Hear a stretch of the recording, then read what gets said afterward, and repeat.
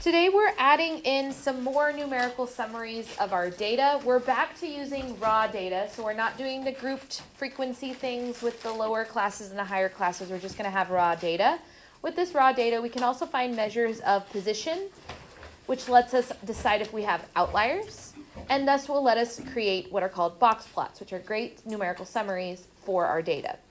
Some of the things we're going to talk about today to allow us to decide the position or location relative to the rest of the data that a single data point is, we are going to determine whether things are unusual within its population.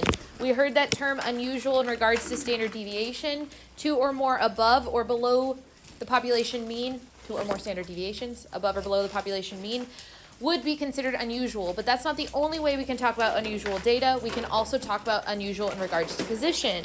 One of the things we're going to be finding today is a z-score. A z-score is the way that we can compare apples to oranges by converting variables with different centers and spreads to the same center and the same spread. So it allows us to maybe, if your data that you're taking is comparing juniors and seniors in some way, you can find the mean and standard deviation of the seniors and then the juniors and compare data points to not just compare them to everybody you got, but for just looking at the juniors and just looking at the seniors and being able to compare those scores. We're also going to talk about percentiles and quartiles. You've heard of these before, you just didn't know it. You'll know when you got your SAT scores and it told you a percentile? Did you know what that meant? Yeah. Like in the ranges of like a certain amount. Correct. A percentile tells you the percent of observations that are less than or equal to your value. So let's say your SAT score was in the 75th percentile. That means that 75% of people scored your score or less. So they either tied with you or you beat them because you're in the 75th percentile. So if you're in the 99th percentile, you beat or tied with 99% of the people who took the SAT. So you want a higher percentile in that instance. There are specific percentiles that are very important for us. Those are called the quartiles. The quartiles are as follows. Quartile 2, hello, that's not a highlighter. Quartile 2 is called our median. We actually already discussed the median because that's the middle 50% of your data. The middle 50th percentile. That's quartile 2. Which then means since we're splitting our 100 percentiles into quarters, into fours, our quartile 1 and quartile 3 is the first 25% of the data. That's quartile 1. And then the 75th percentile is actually quartile 3. They get special names. Then, of course, we can talk about the minimum and maximum value. Your smallest data value would be a minimum, and the largest data value would be a maximum. That doesn't need explanation. That makes sense to us. But the reason that we find these min, max, quartile 1, quartile 2, quartile 3 is because it allows us to have the position of each individual value in our data set compared to the data set itself. We can create what's called an interquartile range, IQR. The IQR is the middle 50% of your observations. So if we were looking at this, the middle 50% is here between the blue quartile 1 and quartile 3. Which means if we're finding the interquartile range, all we're going to do is subtract those two values. So we're going to do this minus this. And it's going to get us the distance from here to here. So then it gives us the interquartile range. Eventually, what we do with the interquartile range, which we'll refer back to these formulas later, is we find what are called the lower fence and the upper fence of our data to determine whether we have any outliers. Have you ever heard that word, outlier? Yeah. It's like an extreme value, either a very, very small value that's kind of like on its own, or a very, very large value that's kind of on its own. Be considered an outlier. There's an exact formula to determine whether a really large or a really small data measurement is an outlier. Don't just assume because it's super small it's an outlier. It may not actually be when we calculate, but we need the IQR for that. So let's get some data to be able to use here. I need everybody to think, how tall am I? And then I need you to convert it to inches.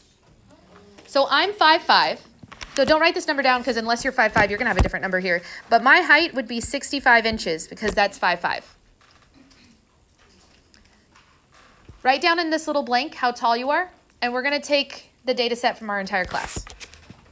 Okay, so we have our entire class who is present today, and all of our heights in inches. Great. First question here is to find sample mean and standard deviation. This is the things that we did in section 3.1 and 3.2. So look at your formula chart. Our formula chart says to find sample mean, we just need to find essentially the average. We sum up the data values, divide by the number we have. We're going to do that in Excel in a second. I just want to make sure you see the formulas.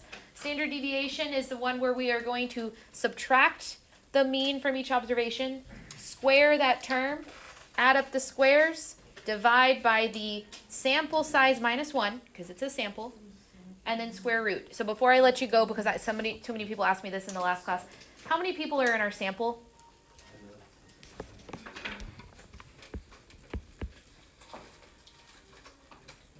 27. So when we are doing our dividing, we should do one less than the sample size. So when you press divide, what are you dividing by? Okay, cool. Let's turn to Excel. We're going to have to type all of this in. Then we're going to have to find the sample mean and standard deviation. Okay, we found our sample mean. By the way, is that X bar or is that mu? Good question. Look at your formula chart. For sample, is it X bar or is it mu? X bar. So we're going to say X bar. For us, this is 65.6. You'll round however the question is telling you to round, but traditionally you round to 1 decimal more than your data set. So we have no decimals in our data set, so we use 1 decimal in our mean. But whatever it tells you to round, you round. Now we need the standard deviation. This is the one that we're going to need to use the sticky keys to do the subtraction. Another column for square, sum it up, divide, and then square root. We found that the standard deviation for our population was 3.4. And so far, we've done nothing new because these two skills are skills from previous lessons. So if you are struggling with these two skills, go back to the previous lessons and practice. Maybe actually do your homework. Okay. The next thing we're going to do is we're going to start to determine what your value that you gave me for this particular data set, how it relates to the other numbers we have in the data set. So I'm going to do all of this for my number, and unless you're 5'5", your answers for the next of this will be different. It says find the z-score for your height. Observe mine, then you can do yours. If I'm finding the z-score, I look at the formula chart for z-scores of a sample, and it says that I'm going to do x minus x bar over s. Well, x is going to be my height, 65. That's your number. Minus x bar, which we found to be 65.6. And I'm going to divide that by 3.4. Now, of course, I could throw that into a calculator. That would be super easy. You use the fancy fraction in your calculator. You give me a decimal answer. But if we're trying to work on our Excel skills, here's what we would do. I would say I'm going to calculate the z-score. I would say equals, open parentheses, my height is 65. I'm going to subtract the mean. So I reference the cell with the mean. Close parentheses, divided by, and then the standard deviation. I reference the cell with my standard deviation in it. When I press enter, I get a z-score of negative 0.18. We always round z-score to 2 decimals. So if I was writing this down, I would get negative 0.18. My height is 65. Your height is something different.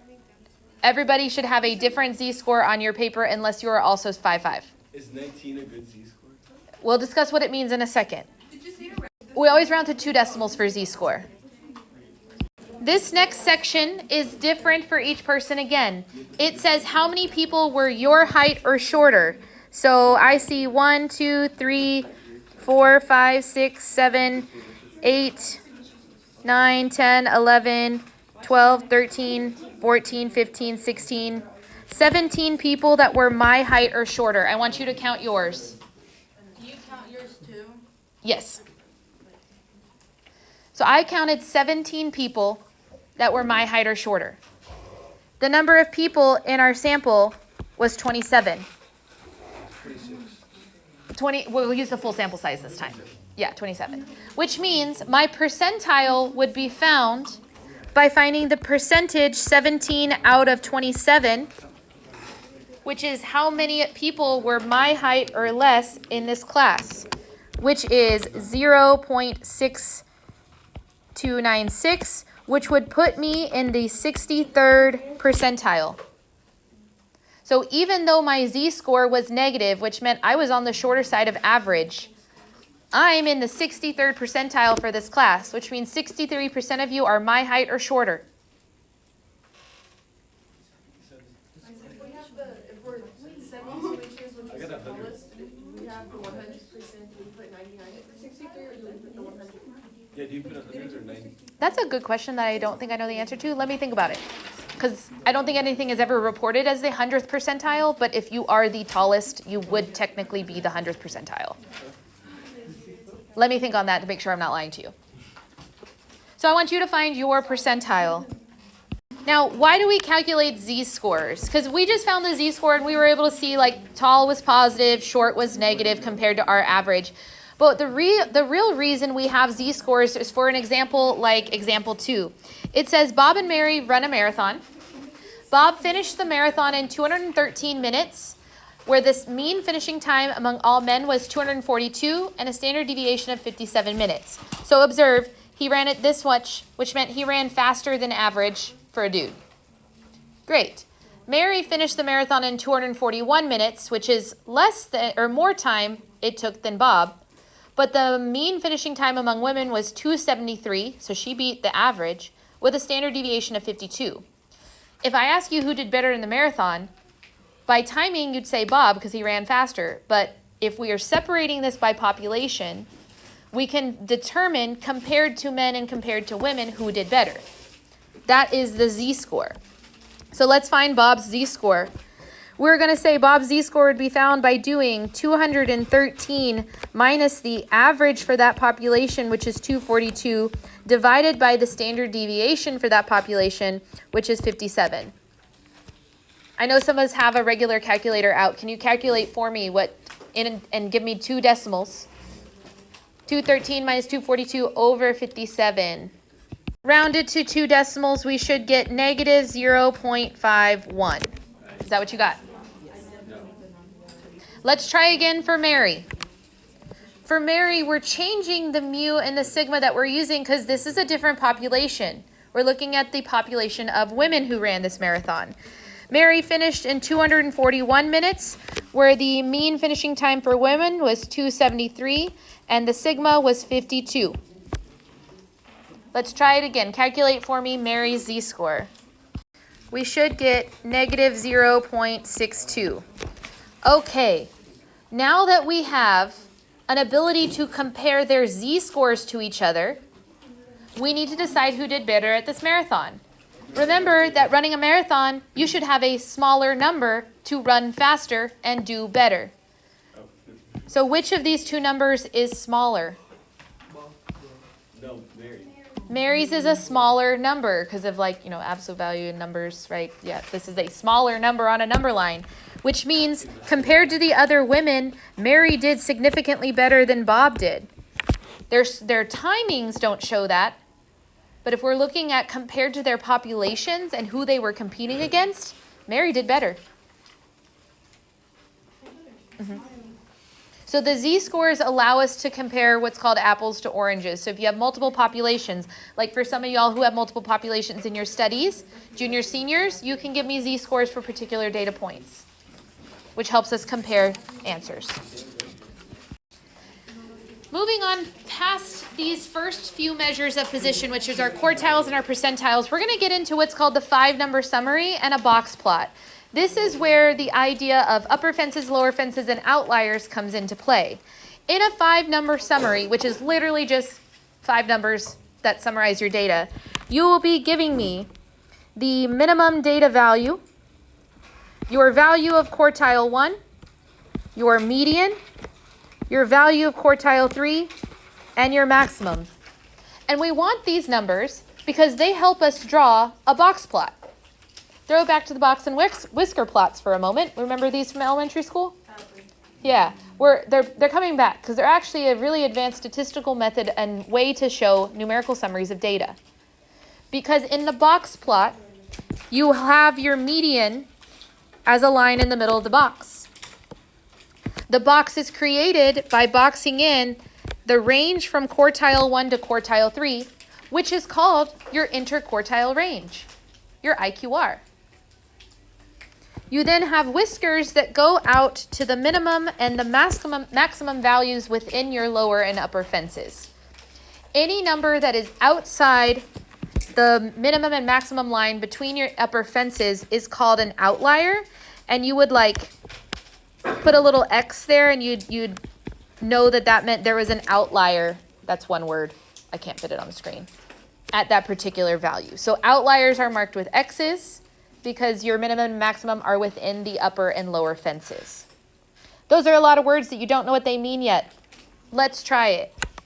Now we're going to continue using our data for height, and we just have far too many people in this class to do what it says on here. It says instead of sorting on our data on Excel, we're going to stand up and line ourselves up from least to greatest. I don't have enough room in this classroom for the number of people in this class to do that, so we are going to go to Excel to do this. Because we want to sort our data from least to greatest so we can find the middle.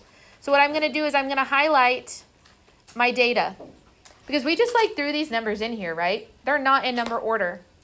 Anybody remember how to sort it? You right click and then you Right sort. click, you hit sort. Smallest to largest. Love it. It's going to ask me to expand the selection, and because we used correct formulas, we could just say sort.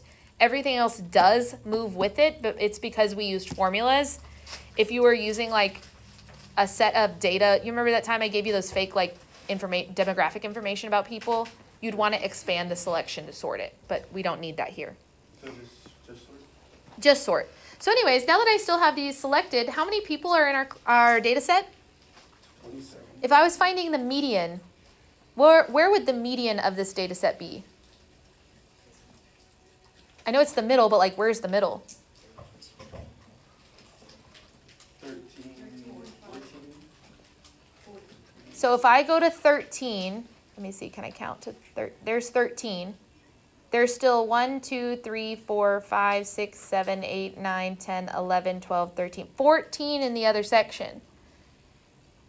Do we see that? You gotta do 13 and 16. You gotta like divide it. So does that mean we have an actual point in our middle? No. Okay, watch. So this is where 13 ended. Yeah. I said yeah. Here's the next 13. 65. So 65 is in the middle because we have an actual median value here. So in our median on our paper, we can write down the number 65. And for good measure, because we're learning, let's go ahead on our Excel document and just make that pink so we can see that. Where is pink? Okay, we'll make it red. What's 65? That's a great question. Which 65 is it? The one in the middle of the data. But now we need quartile 1 and quartile 2. So I need the middle of these 13 that were underneath the median. What's the middle of this data? 1, 2, 3, 4, 5, 6, 7. Is this one in the middle? 1, 2, 3, 4, 5, 6. Is it exactly the middle? Nah. Did I just count wrong? 1, 2, 3, 4, 5, 6. 1, 2, 3, 4, 5, 6. You see how there's 6 on this side and no, wait, that is the middle then, right? Yes. This is so far away from me, I can't see what I'm doing. So if this is the middle, that means that this is our quartile 1, this 63. You can do the same thing and find the middle of the upper set of the data. 63 is in quartile 1. Quartile 1. No, because the 13. And just as a bonus, because my last class had an even number of people in it, how did we find the middle if there was an even number of people in class? Divide it. Subtract it. Add the middle numbers, divide by 2. You find the average of the 2 in the middle. I think we know this. So this is 1, 2, 3, 4, 5, 6. So I think this is the middle. 1, 2, 3, 4, 5, 6. Yeah. Oh goodness. What is our quartile 3? 60. 6, 7. Okay, bonus question here. What's the minimum? 61. 61. To follow the color suit, that was green. What's our maximum? 72. Okay, so we have our 5-number summary. That's great. We have these numbers. You would give me these numbers as the 5-number summary. Great. But once we have them, we're going to use them to find the IQR, the upper fences, and check for outliers. If we find the 25th percentile, which is quartile 1, we already done that. That's 63. If we find the 75th percentile, that's quartile 3, that's 67. To find the IQR, all we do is subtract those numbers. So we would do 67 minus 63, which we can do in our head because that's easy. That's 4. But to show you how to do this on Excel when they're not super easy, we're going to start by writing down our 5-number summary. So I'm just going to come here. Why not? Here's our minimum, here's our quartile 1, here's our median, here's our quartile 3, and here's our maximum. So my median was 65, minimum was 61, 63, 67, and 72.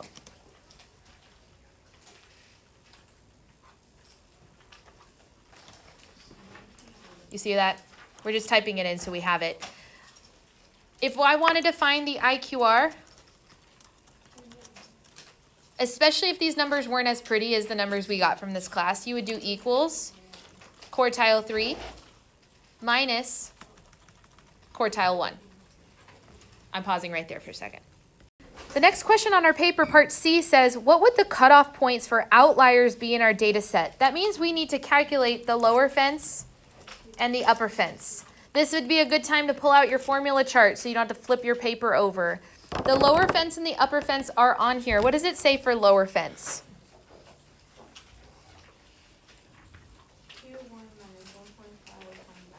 Q1 minus 1.5 times IQR. Well, we have all of those numbers here. We do equals Q1 minus 1.5 times the IQR. You reference the cells where your Q1 and your IQR reside. I'm going to linger here so we can follow, but I also want you to find the upper fence, so follow the formula on your formula chart to give me the upper fence in that cell as well.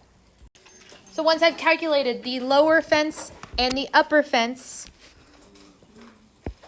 we got the lower fence is 57 and the upper fence is 73. That's using the formulas from the formula chart to do 1.5 above or below Q1 or Q3.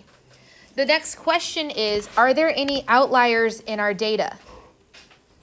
Did we have anybody shorter than 57 inches? Yes. We did? No. I actually don't remember. Can you guys flip over and check? Did we have anybody? You know what would have been an easier thing to do to check? What was our minimum? Yeah, so was anybody an outlier on the underside? No. Our upper fence is 73. Was anybody taller than 73 inches? If Arthur was here in class today, would there have been somebody above that? Yeah. So we don't have any outliers in this class. But if we had, let's say there was like a genius 4th grader that's somehow in our class, 4th grader's probably going to be like 48 inches tall. They would be an outlier for this data. Because compared to us, short. If I'm blanking on literally any basketball player from the NBA's name, give me one.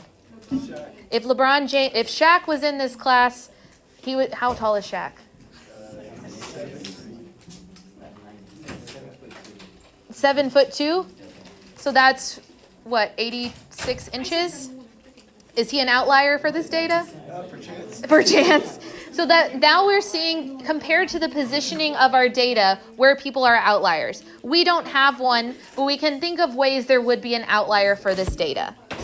So let's draw our box plot. For our box plot, I like to start in the middle. So take whatever highlighter you've been using for median. Mine has been pink, and we're going to draw our median at, what was that number? 65. So boom, there's our median. Our quartile 1 was 63. Our quartile 3 was 67. Once you have those 3 sticks, you can connect them with a box, and all we need is the whiskers. The whiskers will go down to the minimum and the maximum, and we don't have any outliers, so our true min and max will be where our whiskers go to. Otherwise, we'd go to the min and max within the lower and upper fence, meaning that we would draw a minimum value at 61 and a maximum value at 72. and we would have this as our box plot. Now, box plots can also be annotated, which means if you wanted to put a little bit more info on here, you could put the numbers from our 5-number summary. But our number line is actually pretty good because it is whole numbers, so it's not confusing at all. In my last class where there was decimals, it was really helpful to put our annotated data on there. But that's just an extra. If we had that little genius who was in this class and he was a 48 inches tall person, you would have put like a little X right here to show that we had a data point, but it was an outlier. So if we had one,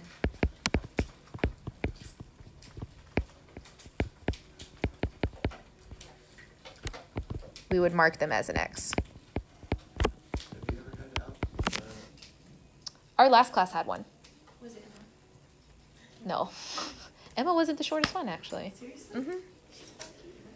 The last question we have here is asking you to describe the shape of the distribution. And now the last time I asked you this question, I gave you a histogram, and you were able to see which way the tail went. But you can answer this question by looking at a box plot, because the whiskers kind of act like the tails. Now, of course, remember, this is extra. We don't actually have this number in here. So pay attention only to our actual box plot. How would you describe this data? Slightly it's skewed to the right because there's a tail on the right side, but only slightly. So we would say slightly skewed right. Now, if an answer choice here, if this was a multiple choice and your answers only said skewed right, symmetric, or skewed left, this one is not completely skewed right. I would actually have chosen symmetric out of those options because it's pretty symmetric. You can always check this by looking at the IQR. My median is right in the middle of my IQR. That would mean it's actually probably a symmetric set of data, but it is slightly skewed. So if that's an answer choice, pick that one. Slightly though, not fully skewed. In fact, if we look at the other page, here's an example of what these might look like if they were actually fully skewed those directions. Do you see how for skewed to the left, we have a really long tail to the left and that the median is not in the middle of the box anymore? That's going to be fully skewed left.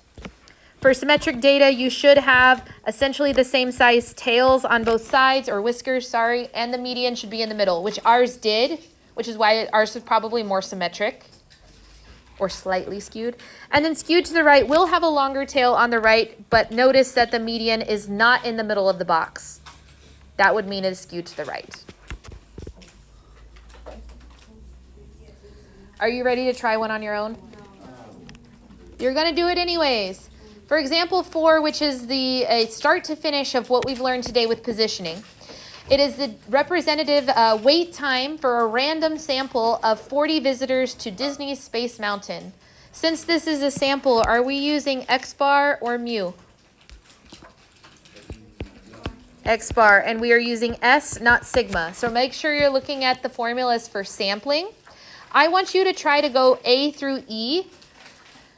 If we have time at the end of class, I'll talk about question F, but we might just come back to that one next class to actually explain it because I think A through E is going to take us enough time. Sound good? So let's get started. Use the people next to you. Use me.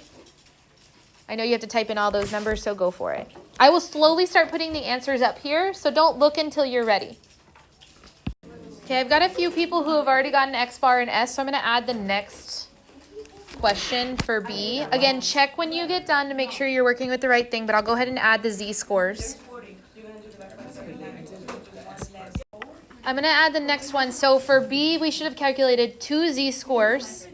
And then since the 39 minutes was 2 standard deviations above the mean, it is considered unusual. Here's the 5-number summary. Once we have the 5-number summary, we can find the IQR and the lower and upper fences, determine if there are outliers, and draw a box plot. So I'm going to put all of that up there. Okay, so one of the things about box plots, which we didn't have in our example because we didn't have outliers, is that when you are drawing the box plot, your minimum and maximum values for the box plot have to be within your lower and upper fences. So my maximum value from my 5-number summary is an outlier for this data, correct? My upper fence should have been 38.75. Any number larger than that which are these three data points, boom, boom, and boom, are outliers, which means our maximum for our box plot should stop at 31, which is the largest data value within the fence. So if you drew your maximum all the way out here, I see why, because 52 was our maximum, but it is an outlier. So we have to put it as one of the little X's, boop, boop, boop, boop, boop, boop, and our maximum for our box plot goes here, within the fences. Does that make sense? Again, this last question, F, we'll talk about it next time, because I think this is enough for today.